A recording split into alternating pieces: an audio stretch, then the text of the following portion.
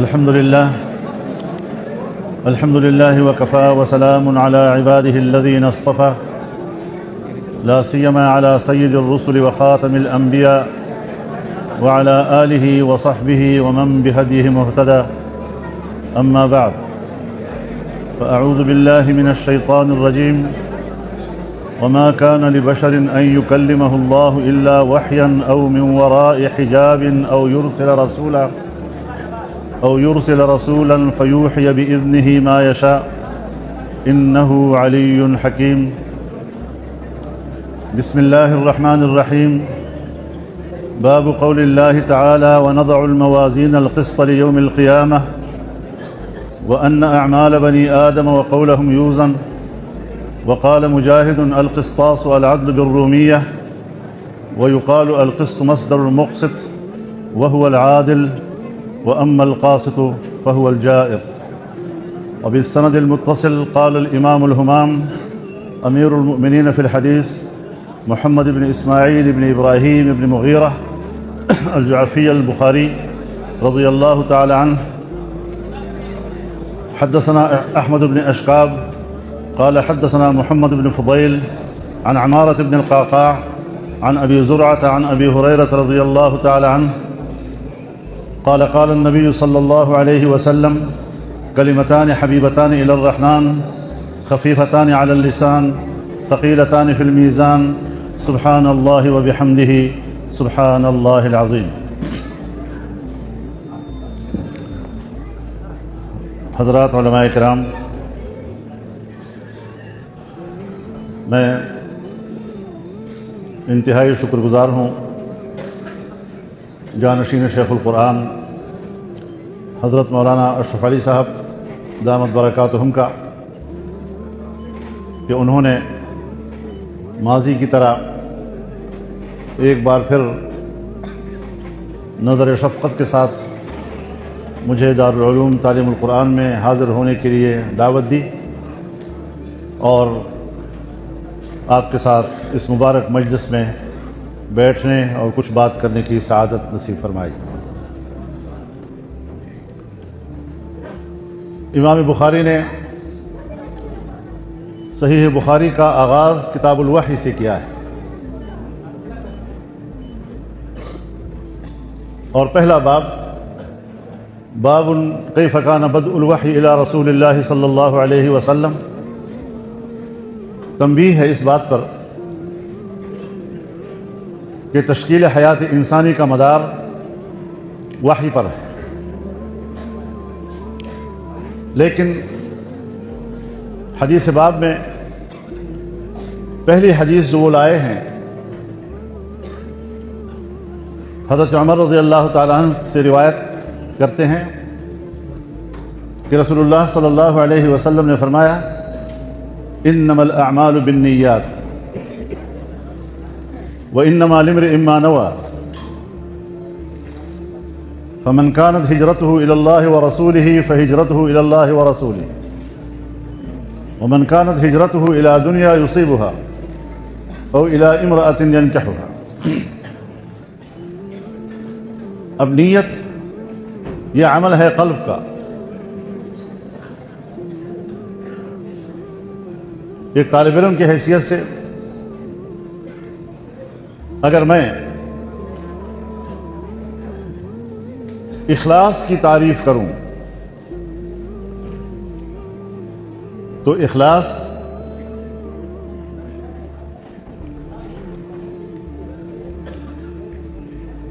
کہ آپ کے قلب کا ارادہ اور آپ کے قلب کی نیت اور اس نیت پر مبنی عمل وہ ایک ذات کی طرف متوجہ۔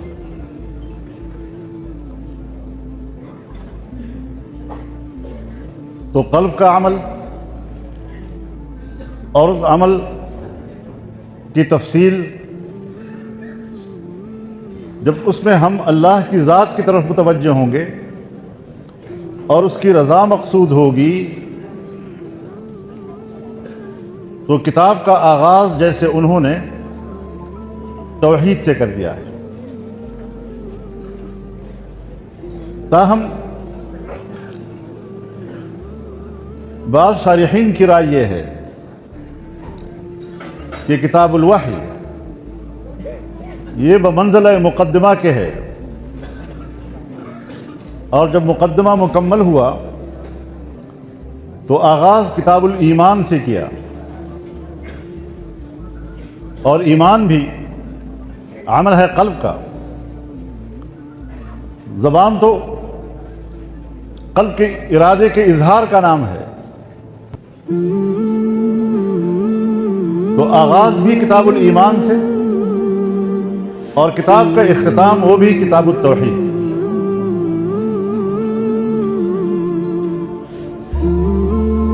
ظاہر بات ہے کہ اعمال کی قبولیت کا دار و مدار ایمان پر ہے، عقیدہ توحید پر ہے۔ اگر توحید کا عقیدہ نہیں، اللہ کی وحدانیت پر ایمان نہیں، تو ان اعمال کا کوئی وزن نہیں۔ تو اس اعتبار سے جب آغاز وحی سے کیا ہے تو یہ صرف اس طرف متوجہ کرنا ہے کہ اشیاء کے ادراک کے مدارج ہیں۔ پہلا درجہ یہ کہ انسان اپنے شعور سے ادراک کرتا ہے، جیسے چھوٹا بچہ بعد الولادہ وہ پہلے ماں باپ کو پہچانتا ہے، پھر اس کے بعد دوسری چیزوں کو پہچانتا ہے، بھوک کا احساس کرتا ہے، پیاس کا احساس کرتا ہے، خوف کا احساس کرتا ہے، خوشی کا احساس کرتا ہے۔ یہ سب چیزوں کا وہ شعور رکھتا ہے، لیکن ان تمام چیزوں میں وہ باقی حیوانات سے ممتاز نہیں۔ جب عمر آگے بڑھتی ہے تو پھر ادراک کرتا ہے اشیاء کا حواس خمسہ کے ذریعے سے، آنکھ سے دیکھتا ہے، کان سے سنتا ہے، ناک سے سونگھتا ہے، زبان سے چکھتا ہے، جسم سے چھوتا ہے، پتہ لگ جاتا ہے یہ کیا چیز ہے، نرم ہے، ٹھوس ہے۔ اس میں بھی وہ باقی حیوانات سے ممتاز نہیں ہے۔ انسان کو اگر باقی حیوانات سے کوئی چیز ممتاز کرتی ہے تو وہ ہے عقل، اور عقل بہت بڑی نعمت ہے۔ عقل کے ذریعے وہ کائنات کے تمام علوم حاصل کرتا ہے، اور یہ خاصہ مسلمانوں کا نہیں، مومنین کا نہیں، انسانیت کا ہے۔ حضرت آدم علیہ السلام کو اللہ نے تمام چیزوں کا علم عطا کیا، وعلم آدم الاسماء کلھا۔ جب حضرت آدم کو اللہ نے سب چیزوں کا علم دے دیا تو اس کا معنی یہ ہوا کہ بنی آدم کے اندر سب چیزوں کا علم حاصل کرنے کا استعداد پیدا ہو گیا۔ سو انسان ہے کہ ابھی کائنات کو تلاش کر رہا ہے، ایجادات کر رہا ہے، سائنسی تحقیق کر رہا ہے، انکشافات کر رہا ہے، اور بڑھتا جا رہا ہے۔ ہاں، مسلمانوں کے لیے، مومنین کے لیے اللہ نے جو خصوصی انعام عطا کیا ہے وہ قرآن کا علم ہے۔ الرحمن علم القرآن، تو یہ وحی ہے۔ رسول اللہ صلی اللہ علیہ وسلم کی پوری حیات طیبہ، آپ کا ہر قول، آپ کا ہر عمل، یہ سب قرآن کی تشریح ہے، یہ بھی وحی ہے۔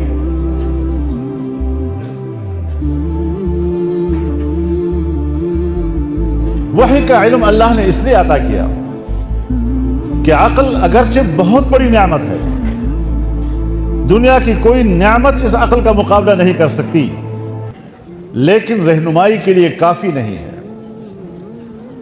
عقل خطا و انحراف بھی آ جاتا ہے، وہاں معطل بھی ہو جاتا ہے۔ محبت غالب آ جائے، عقل معطل، غضب غالب آ جائے، عقل معطل، شہوت غالب آ جائے، عقل معطل، حرص غالب آ جائے، عقل معطل۔ تو ایک اور رہنمائی عطا کی ہمیں اللہ نے، وحی کی، جس پہ خطا و انحراف کا کوئی امکان نہیں۔ اور اس کی مثال آپ یوں بھی لیں کہ انسان کی بینائی ہے، مکمل بینائی، کوئی کمزوری اس کی بینائی میں نہیں ہے، لیکن اگر خارجی روشنی اس کو مہیا نہیں، آدھی رات، اندھیری رات، بند کمرہ، کوئی بلب نہیں، کوئی لالٹین نہیں، کوئی شمع نہیں، کسی قسم کی کوئی خارجی روشنی موجود نہیں، تو باوجود اس کے کہ کامل و مکمل بینائی ہے تب بھی اس کو کچھ نظر نہیں آتا۔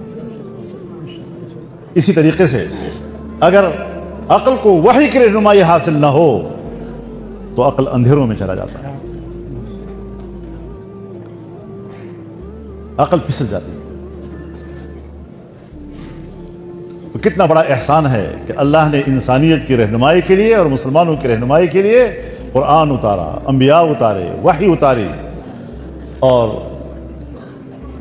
اس کی اہمیت صرف علماء کرام ہی جانتے ہیں، حکمران نہیں جانتے۔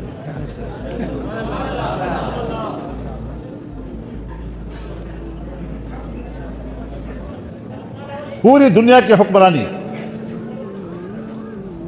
امریکہ کے ہاتھ میں، اس کے بادشاہ کے ہاتھ میں، لیکن ایمان کی نعمت اور اس ہدایت سے وہ محروم ہے۔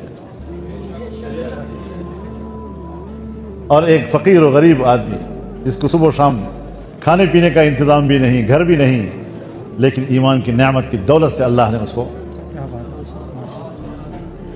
نوازا ہے۔ بہت بڑی نعمت اللہ نے انسان کو عطا کی ہے۔ تو ہم یہی حکمرانوں سے کہنا چاہتے ہیں کہ یہ مدرسے یہ اس نعمت کی حفاظت کر رہے ہیں۔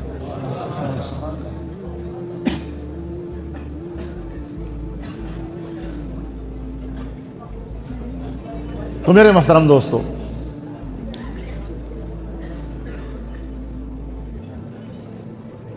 اب کتاب کی ابتدا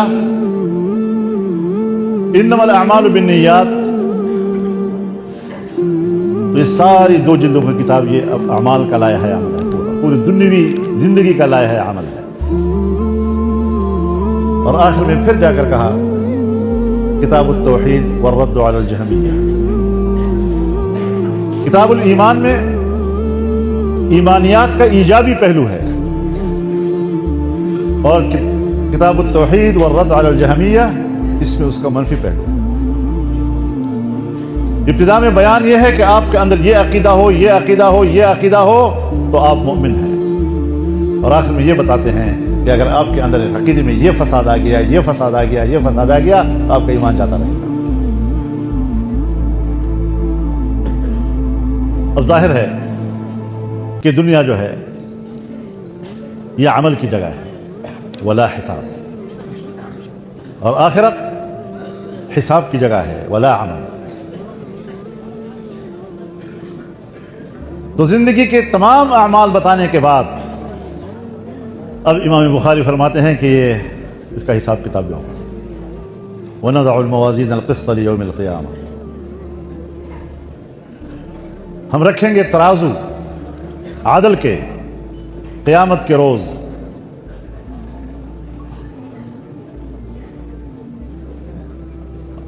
موازین یا تو میزان کی جمع ہے،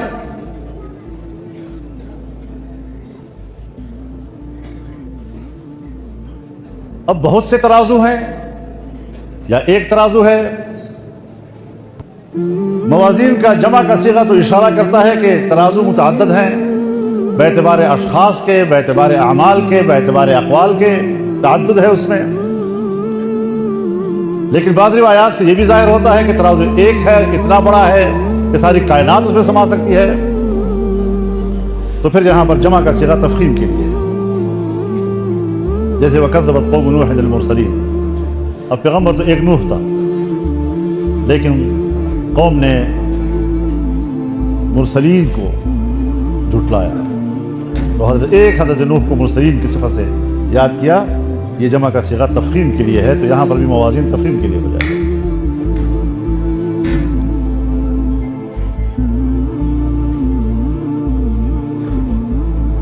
تو موازین جمع ہے میزان کی، جیسے مواعید جمع ہے میعاد کی، اور یہ موازین جمع ہے موزون کی، جیسے مشاہیر جمع ہے مشہور کی۔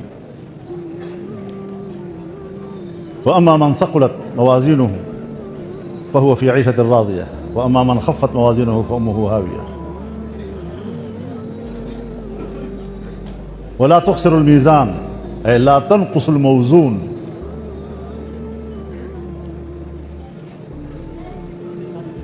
وَنَضَعُ الْمَوَازِينَ الْقِسْطَ. اب قسط صفت ہے موازین کی، اور ہم نے تو نحو کی کتاب میں اصول یہ پڑھا تھا کہ موصوف اور صفت کے درمیان مناسبت ہوگی. تو یہاں پر موصوف جمع ہے اور صفت مفرد ہے.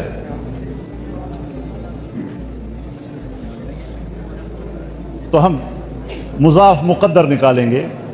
وَنَضَعُ الْمَوَازِينَ ذَوَاتِ الْقِسْطِ. تو موصوف بھی جمع اور صفت بھی جمع. اور یا یہ کہ موصوف صفت میں، آرام سے بیٹھو، آرام سے ذرا سبق سن لو تھوڑا. اور یا پھر قسط مصدر ہے، اور مصدر میں مفرد تثنیہ اور جمع برابر ہوتے ہیں. میزان قسط، میزانان قسط، موازین قسط. تو اس اعتبار سے پھر قسط مفرد ہو کر بھی موازین کی صفت بن سکتا ہے. لیوم القیامہ،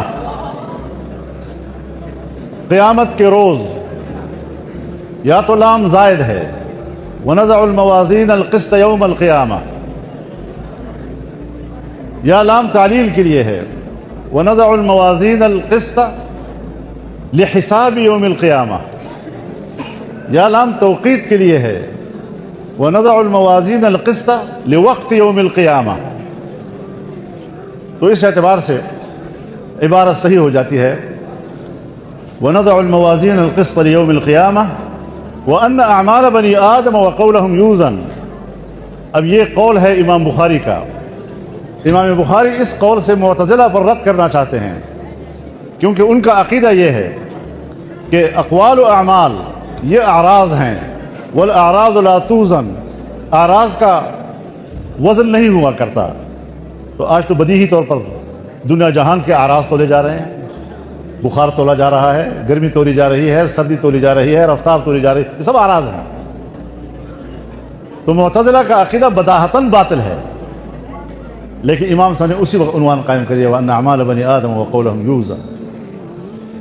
اور یہ اعمال کو اجساد بنا دیا جائے گا. جب اجساد کی صورت میں اللہ تعالیٰ اس کو مجسد کر دے گا، مجسم بنا دے گا، تو سوال ختم ہو جاتا ہے.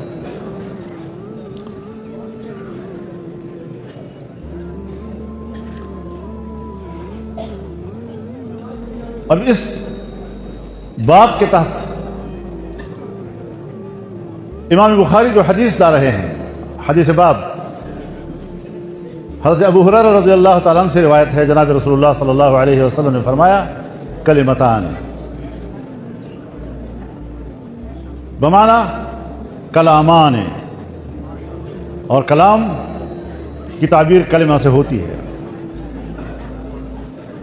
کلمۃ طیبہ کشجرۃ طیبہ، کلمۃ خبیثہ.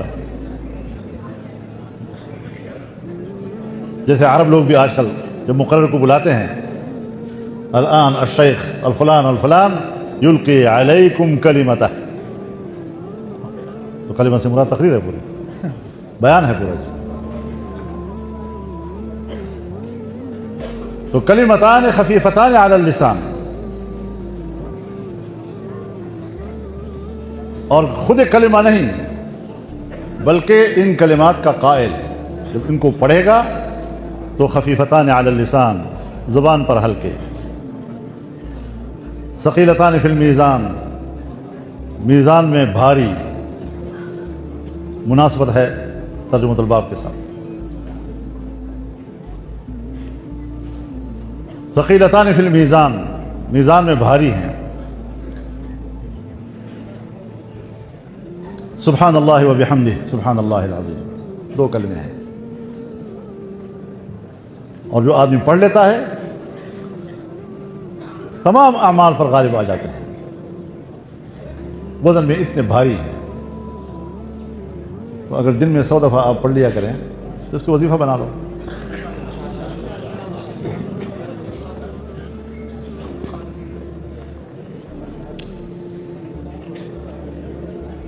اب قرآن کے علوم، حدیث کے علوم، ان کی حفاظت جس طرح ہمارے دینی مدارس میں ہوتی ہے، ان کو علم سے کیوں دشمنی ہے؟ مدرسوں کو اپنے قبضے میں لینے کی خواہش کیوں ہے؟ پی آئی اے کو تو نجی ملکیت میں بیچ رہے ہو، اور مدرسے جو پہلے سے نجی ادارے ہیں، این جی اوز ہیں، جو طالب علم کو پڑھاتے بھی ہیں، کھلاتے بھی ہیں، پلاتے بھی ہیں، کمرہ بھی دیتے ہیں، بجلی بھی دیتے ہیں، گیس بھی مفت، پانی بھی مفت، کتاب بھی مفت، اس سے بڑھ کر رفاہی ادارہ اور کون سا ہو سکتا ہے؟ اور میں اپنے حکمرانوں کو بتانا چاہتا ہوں، یہ علامہ شبیر احمد عثمانی جو علم کا سمندر، حضرت شیخ الہند کے ترجمے کا شارح، انگریز نے اس کو اپنی کتاب میں ان پڑھ لکھا تھا، کیونکہ پرائمری اسکول میں نہیں داخل ہوا تھا۔ تم اس انگریز کی نقش قدم پہ چل رہے ہو۔ ان کے نزدیک بھی دین کا علم نہیں تھا، اور آپ کی نظر میں بھی دین کا علم نہیں ہے۔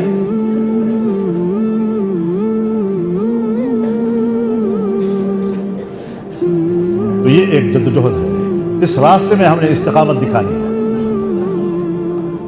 اور ہم نے ان کو بتانا ہے کہ مدرسہ اور علماء، ان کی پشت پر برصغیر کی 250 سالہ تاریخ موجود ہے، اور وہ قربانیوں کی تاریخ ہے۔ ہم اپنی تاریخ بھولے نہیں ہیں،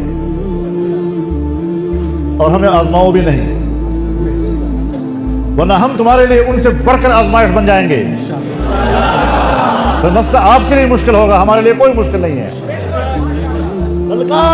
قرآن کے علوم اور حدیث کے علوم، اس کی حفاظت اس مدرسے میں ہے، اور جب مدرسہ اس کا محافظ ہوگا تو پھر ہم مدرسہ آپ کے ہاتھ میں نہیں جانے گے، کیونکہ ہم حکمرانوں پر اور ان کے اداروں پر اعتماد نہیں کرتے۔ ان کے دلوں میں نہ اس علوم کی قدر و منزلت ہے، اور نہ ہی وہ اس کے محافظ بن سکتے ہیں۔ جو پہلے سے علمی ادارے تھے اور ان کے ہاتھ میں گئے ہیں، ان کی مدرسے اور علم کی حیثیت ختم ہو گئی ہے۔ تجربہ بتا رہا ہوں، انشاءاللہ مدارس کی حفاظت ہوگی، اور تمام علماء کرام، تمام مکاتب فکر اس پر متفق ہیں انشاءاللہ العزیز۔ لیکن اتنا ضرور ہم کہنا چاہتے ہیں کہ ہم نے ہمیشہ مکالمے کا راستہ لیا ہے، مذاکرات کا راستہ لیا ہے، مذاکرات سے مسائل کو حل کیا ہے۔ آپ کے ساتھ معاہدات ہوئے ہیں، ان معاہدات کی بنیاد پر قانون سازی ہوئی ہے، اس قانون پہ عمل کرو، تاکہ یہ تاثر تو ہمیں نہ ملے کہ آپ ہمیں کوئی خدا نہ دھوکہ دے رہے ہیں۔ حالانکہ ایسے لوگوں کی عادت ہوتی ہے دھوکہ دینے کی، لیکن دھوکے نہیں چلے گی۔ تو انشاءاللہ العزیز زندگی رہی تو حاضریاں ہوتی رہیں گی، اور یہ بات سنو لا الہ الا اللہ۔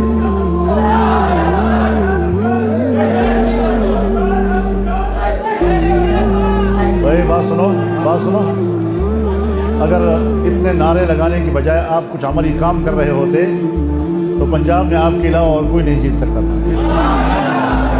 مسئلہ یہ ہے کہ آپ نعروں پہ وقت ضائع کرتے ہیں، نمائش پہ وقت ضائع کرتے ہیں، کام نہیں کرتے، قوم تک نہیں پہنچتے، محلے تک نہیں پہنچتے، عام آدمی کو شعور نہیں دے رہے، اور سیاست ایسی چیز بن گئی ہے